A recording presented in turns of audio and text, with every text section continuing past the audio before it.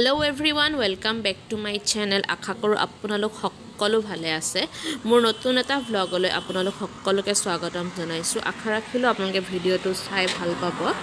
তেনেহ'লে ভিডিঅ'টো ষ্টাৰ্ট কৰি দিওঁ। আজি আমি গৈ আছোঁ ঘৰৰ পৰা গুৱাহাটীলৈ। ইয়াতে আহি থাকোঁতে আহতগুৰিত এনে ধৰণৰ বাঁহ বেতৰ বস্তু বনোৱা আছে ৰাস্তাৰ কাষতে আৰু লগতে নাৰিকলো পোৱা যায়। তাতে ভাবিলোঁ নাৰিকল আমি কিনি লওঁ দুটামান, লগতে খায়ো ল'লোঁ। এতিয়া আহি আছোঁ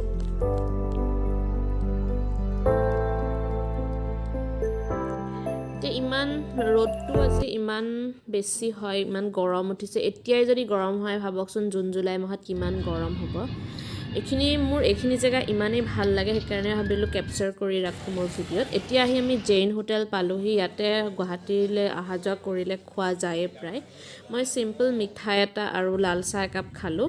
এতিয়া আমি আহি যোৰাবাট আহি পাই গ'লোহি। পাই গৈছিলোঁহি 12টামান বজাত। আহিয়ে আৰু ভিডিঅ' কৰা হোৱা নাই কাৰণ বহুত কাম থাকে, সেইকাৰণে ভিডিঅ' কৰিবলৈ টাইমেই নাপালোঁ। আৰু আহিয়ে ফ্ৰেছ হৈ মেলি এতিয়া ভাত চাত খালোঁ। এতিয়া আমি ওলাই গৈছোঁ ফেঞ্চিৰ কাৰণে। আমি ভাবিলোঁ সৰু সুৰা কিছুমান বজাৰ আছে, বজাৰ কৰি লওঁগৈ। আৰু ইয়াত গৰম বহুত বেছি পৰিছে আৰু এতিয়া যাওঁতে বহুত টাইম লাগে কাৰণ ট্ৰেফিক বহুত থাকে এইখিনি টাইমত। এতিয়া আমি আহি পাই গ'লোহি ফেঞ্চি আৰু ইয়াতে আমি গাড়ী পাৰ্কিং কৰি ল'লোঁ জেল ৰোডৰ এইখন ফিল্ডতে।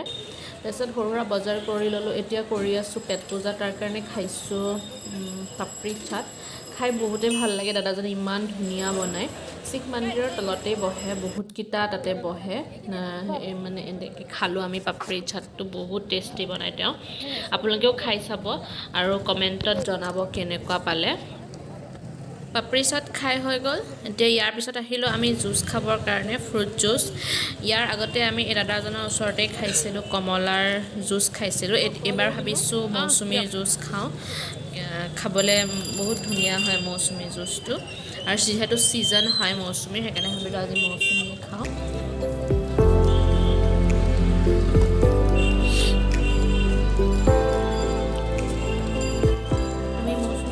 খাই ল'লোঁ, খাবলৈ বহুতেই ধুনীয়া আছিলে। তাৰপিছত আহিলোঁ আমি ফ্ৰুটছ মাৰ্কেটত, কিছুমান ফ্ৰুটছ কিনি ল'লোঁ। এতিয়া আমি এইখিনি কিনাৰ পিছতে ঘৰলৈ গুচি যাম আৰু। ৰাতি ঘৰ আহি পাই গ'লোঁ, কিন্তু ভিডিঅ' কৰা নহ'লে, ইমানেই ভাগৰ লাগিছিলে, ভিডিঅ' কৰিব মন নগ'ল আৰু। তাৰ পিছদিনাখন এয়া কাটি আছোঁ, কালি আনিছিলোঁ এয়া আটলাছ। আপোনালোকৰ ফালে এইটো কি বুলি কয় কমেণ্টত জনাবচোন। আৰু লগতে আনিছিলোঁ পানী জামুক। এতিয়া এইখিনি কাটি লওঁ মই।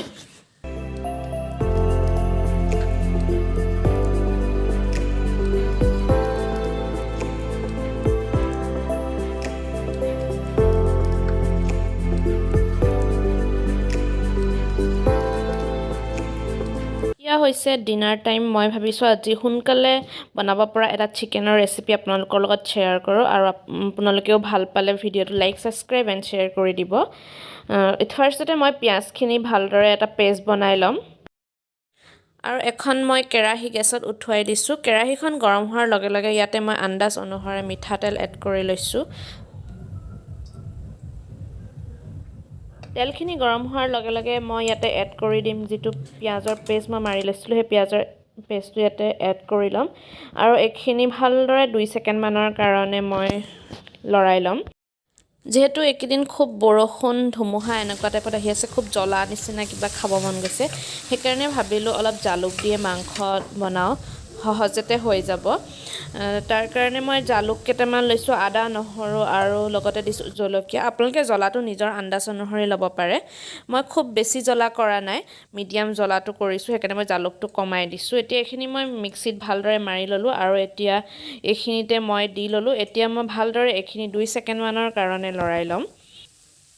2 ছেকেণ্ড হৈ যোৱাৰ পিছত মই ইয়াতে এড কৰিছোঁ আধা চামুচ জোখৰ হালধি গুড়ি, আন্দাজ অনুসাৰে নিমখ।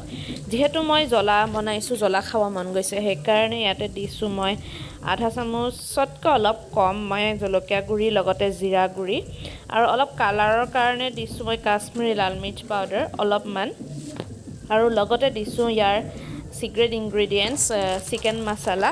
এইটো দিলে চিকেনৰ সোৱাদটো বহুত ধুনীয়া হয়। এতিয়া এইখিনি দি মেলি অলপ পানী দি পেলাই 5 মিনিটমানৰ কাৰণে ভালদৰে ৰাখি দিম যাতে মছলা আৰু পিঁয়াজ যিখিনি মই দিছিলোঁ সেইখিনি ভালদৰে মিলি যায় আৰু এতিয়া মই ইয়াতে এড কৰি দিম তেজপাত আৰু কেইটামান ইলাচি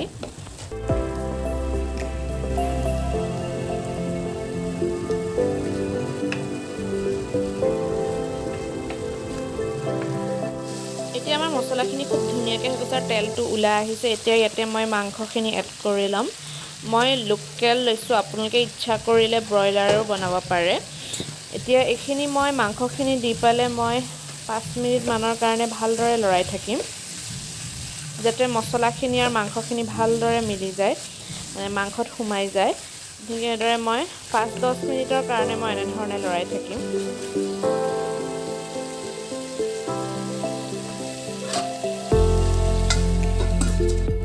5 মিনিটৰ পিছত মই মাংসখিনি এবাৰ লৰাই দিছোঁ কাৰণ তলত লাগি যাব পাৰে নহ'লে এতিয়া এইখিনি লৰাই দি মেলি আকৌ মই ঢাকি দিম এতিয়া 10 মিনিট হৈ গৈছে 10 মিনিটৰ পিছত মাংসৰ যিখিনি পানী সেইখিনি ওলোৱা ষ্টাৰ্ট হৈ গৈছে আৰু এতিয়া ইয়াতে মই এড কৰি দিম আলু অপচনেল হয় আপোনালোকে ইচ্ছা কৰিলে স্কিপ কৰিব পাৰে আলু খাই যিসকলে ভাল পায় সেইসকলে দিব খাই বিৰাটেই ভাল লাগে এনেকৈ মাংসত আলু দিলে তেনে এতিয়া এইখিনি মই ভালদৰে লৰাই মেলি 10-15 মিনিটৰ কাৰণে মিডিয়াম ফ্লেমত ৰাখি দিম এতিয়া 15 মিনিট হৈ গৈছে আমাৰ চিকেনখিনি চাওক তেলটো ওলাইছে এতিয়া মই ইয়াতে অলপমান পানী এড কৰি দিছোঁ কাৰণ লোকেল চিকেনটো সিজিবলৈ অলপমান পানী লাগেই সেইকাৰণে মই ইয়াতে পানী দি পেলাই এইখিনি আকৌ 20 মিনিটমানৰ কাৰণে মিডিয়াম ফ্লেমত এনেধৰণে ৰাখি দিম আৰু যদি আপোনালোকে মোৰ ভিডিঅ'বিলাক চাই ভাল পাইছে তেনেহ'লে প্লিজ চেনেলটো ছাবস্ক্ৰাইব কৰি দিব আৰু ভিডিঅ'বিলাক ভাল পালে লাইক কৰি দিব